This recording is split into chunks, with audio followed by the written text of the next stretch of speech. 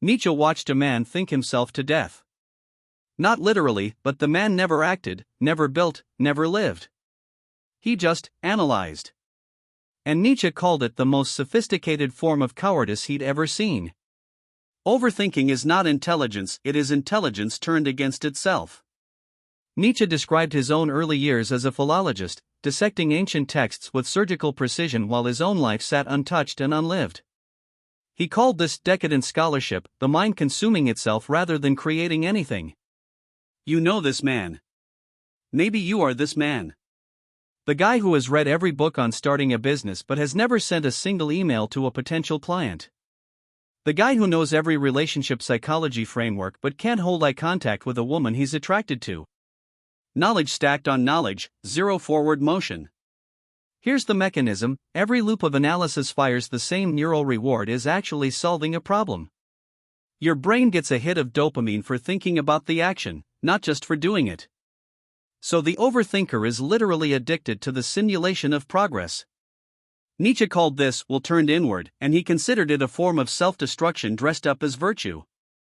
The overthinker mistakes caution for wisdom and pays for it with his entire life.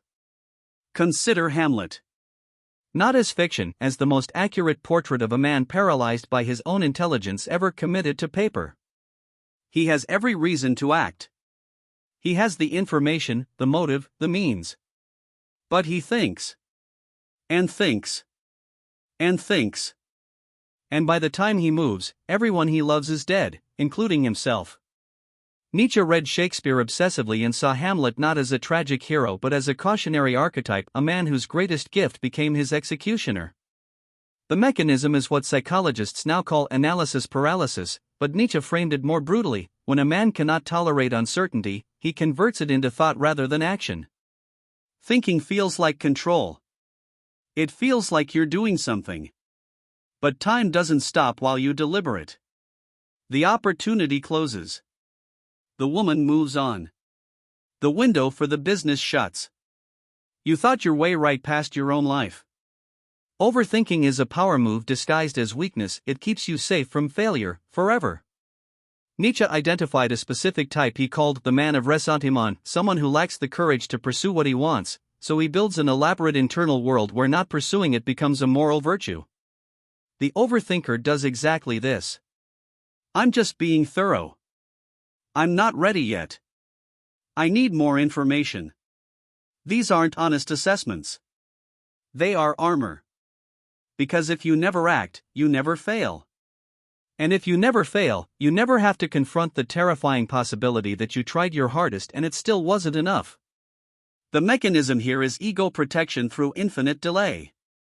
The overthinker keeps the dream alive by never testing it against reality. A man who hasn't started his business can still believe he'd be brilliant at it. The moment he starts, that illusion is at risk. Nietzsche said the will to power corrupted turns inward and becomes the will to avoid pain, and there is no pain more sophisticated than the pain of a man who protected himself so well he never actually lived. Nietzsche's cure is not less thinking, it is thinking that serves action. This is where people misread Nietzsche. He wasn't anti-intellectual. He was viciously anti-paralysis. His concept of the Übermensch, the Overman, wasn't a brute. It was someone who could carry the full weight of uncertainty, think clearly under pressure, and still move. Look at Julius Caesar, who Nietzsche admired, a man who processed complex political landscapes in real time and acted before his enemies could react. Not reckless. Decisive. The difference is that Caesar thought in service of movement. The overthinker thinks in service of stillness. The mechanism Nietzsche pointed to is what he called active forgetting, the ability to metabolize information, extract what's useful, and release the rest. The healthy mind doesn't hold every variable in suspension indefinitely. It sets a threshold: I have enough. I move. Now. This is not impulsivity. This is what Nietzsche meant by strength, the capacity to act despite irreducible uncertainty, because you trust your own ability to course correct in motion rather than standing still demanding a guarantee that never comes. The overthinker will outlive everyone and regret everything if he doesn't catch himself now. Viktor Frankl, not a Nietzschean but someone who arrived at the same cliff from a different direction, observed men in concentration camps and noted that those who survived longest were not the physically strongest. They were the ones who could still act on meaning even under impossible conditions.